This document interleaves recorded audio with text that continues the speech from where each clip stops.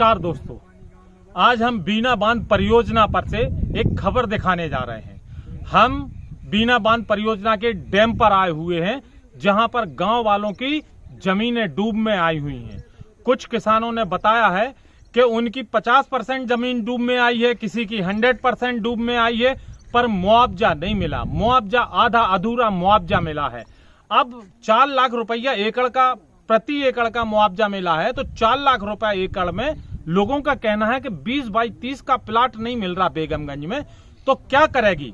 आखिर सिलवानी विधानसभा के नेताजी ने ऐसा क्यों किया कि 4 लाख रुपया एकड़ का मुआवजा? आप सांची विधानसभा में चल जाओ तो 10 लाख रुपया एकड़ का मुआवजा दिया जा रहा है। आप वहां पे चले जाओ, का नाम से सागर इलाके में चले जाओ, 12 लाख रुपया एकड़ का मुआवजा मिल रहा है, 15 लाख रुपया एकड़ का मुआवजा मिल रहा है। आखिर सिलवानी विधानसभा के नेताजी करते क्या हैं कि 4 लाख रुपया एकड़ का मुआवजा देते हैं? इस बार किसानों ने ठाना है कि उनके साथ छल और कपट किया गया है, उनकी जमीन डूब में आई है, तो सिलवानी विधानसभा के नेताजी को डुबाकर ही रहेंगे। आप देख रहे हैं लपेटे में नेताजी, मैं हूं शरद शर्मा।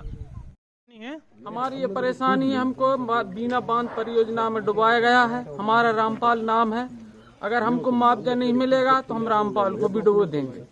ये क्षेत्र से सिलवानी विधानसभा से हम रामपाल को भी नहीं आने देंगे, अपने गांव पे भी नहीं आने देंगे।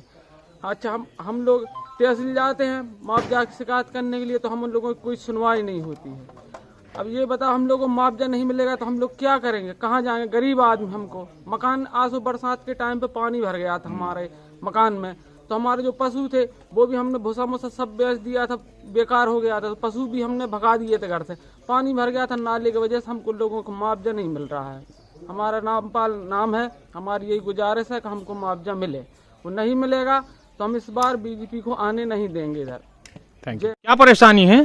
सबसे बड़ी समस्या इधर बीना बांध परियोजना की है, जिसमें खजूरिया मेड़े की 90% जमीन डूब रही है। 90% जमीन डूब रही है और ना किसानों को मुआवजा मिल रहा है। और मुआवजा के नाम पे जीरो मुआवजा 4 लाख रुपए एकड़ मिल रहा है, और वो भी अभी नहीं मिला है। बेगमगंज पहुंचो तो बोलते हैं रायसेन से डलेगा, रायसेन पहुंचो तो ले बेगमगंज से डलेगा। सबसे बड़ी 4 लाख रुपए एकड़ डला है मुआवजा, वो भी अभी तक नहीं डला है। तो सबसे 4 लाख रुपए एकड़ डला है। और जो किसान तो ठीक है, जो मजदूर वर्ग है, ना उन्हें घरों का मुआवजा है, ना आईडी को है, ना वो प्लाट ले पा रहे, ना मकान ले पा रहे। किसान वर्ग भी है तो 3 एकड़ जमीन जिसकी डूबी है, उसमें 12 लाख में 1 एकड़ जमीन मिल रही है, और 4 लाख रुपए सिर्फ एकड़ मुआवजा मिला है, और कुछ नहीं हो रहा।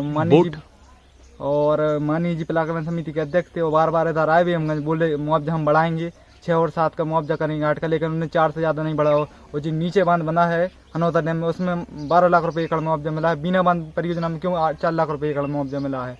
और इस बार पूरी क्षेत्र की जनता और खजूरिया पंचायत की जनता सब परिवर्तन करेगी, और माननीय देवेंद्र पटेल साहब इधर से विधायक बनेंगे, वो विजय होंगे। बेगमगंज जाते हैं जब प्लाट देखने के लिए, तो 15 बाई 30 का प्लाट हमें 16 से 20 लाख के रुपए बीच में बताते हैं उसका रेट। तो बताइए हम प्लाट कैसे ले पाएंगे सर? अच्छा, बांध की चपेट में हैं हम, हमारी 8 एकड़ ज़मीन गई है, तो उसका मुआवजा हमें 4 लाख रुपए प्रति एकड़ का दिया गया है, वो भी हमारे पास नहीं आया अभी खाते में। और जे हम 4 महीना से इनके पीछे फिर रहे हैं पैसे के लाने, तो कोई सुनता ही नहीं है। वो जहाँ हम तहसील में जाते हैं तो वो उनकी बोल देते हैं, वो बोल देते रायसेन से ही हो रहा है, हमारा काम हो गया। और हमारी ज़मीन डूब 4 एकड़ थी, 2 तो डूब गई, और बावी डूबे को है 2 साल पीछे। फिर हम का करें? अच्छा, मोड़ा रही थे, हाँ हम मेहनत मजूरी कर रहे हो, हम इतने अब 2 एकड़ में का करें? के प्लाट आ रहा हो, के घर आ रहा हो, के हम का लुआ दे शासन जे कछू या पार्टी बारे या कोई भी, तो हम और 2 लाख हमारी तरफ से दे तैयार, हमें 10 लाख में मकान दुआ दे। अरे साहब, यहाँ पे क्या भेदभाव कर रही है सरकार हमारे साथ? एक तो क्या यहाँ पे सागर क्षेत्र है, वहाँ पे 8 लाख 10 लाख रुपए मुआवजा दे रहे हैं। यहाँ पे अपन चले जाओ गैरतगंज तरफ, तो वहाँ पे भी 12 और 15 लाख रुपये एकड़ के हिसाब से मुआवजा दे रहे हैं, और हमारे यहाँ 4 लाख रुपए एकड़ दे रहे हैं। अच्छा, ज़मीन खरीदने जाओ तो 10 लाख और 12 लाख से नीचे बात नहीं होती सर। और हमारी जैसे मान के चलो, यदि 20 एकड़ ज़मीन डूब गई है तो उसमें हम 5 एकड़ ले पा रहे हैं, बताओ क्या करेंगे ऐसे में? और ये तो नेता लोग हैं, तो आज बीजेपी में है, कल कांग्रेस में चले जाते हैं, वही कांग्रेस में है, वही बीजेपी में है। फ़ोन लगाओ तो सुनते नहीं हैं, और सब अपना बस उनका बुला वाला है, चल रहा है सब ये सब। डूब क्षेत्र में चली गई, हमारे के पास कोई व्यवसाय नहीं बचो, अब मजदूरी कर रहे हैं और मुआवजा को पैसा आज भी नहीं मिलो, जमीन डूब गई। और राजवीर लोधी क्या परेशानी है? जी, हमारे यहाँ डूब क्षेत्र में जब भूमि आई है वो भूमि हमारी 20 एकड़ की भूमि आई थी, जिसके लगभग 10 एकड़ का मुआवजा आया अभी तक, और 10 एकड़ भूमि जो डूब क्षेत्र में उसका मुआवजा नहीं आया और पूर्णतः उस भूमि को हम कर नहीं पा रहे हैं। अब भी ये मेरी गुजारिश आता हूँ तो वो बस घूसखोरी और 2000-5000 मांग के मैं पिछले 3 महीने से परेशान हूँ। कार्यालय गया तो वहाँ बोल दिया 4 लाख रुपया एकड़ का मुआवजा पर्याप्त है क्या तुम्हें? नहीं है, वहाँ 4 लाख रुपए एकड़ का जो शासन भूमि है वो हमारे लिए, शासन से मैं ये गुजारिश करता हूँ 4 लाख रुपए एकड़ अगर कहीं भूमि मिले तो मैं उसको खरीदने के लिए समर्थ हूँ। अगर शासन मेरे लिए 8 एकड़ जमीन दिलाना चाहे तो मैं 4 लाख रुपए पर एकड़ की जमीन 8 एकड़ जमीन खरीद लूंगा।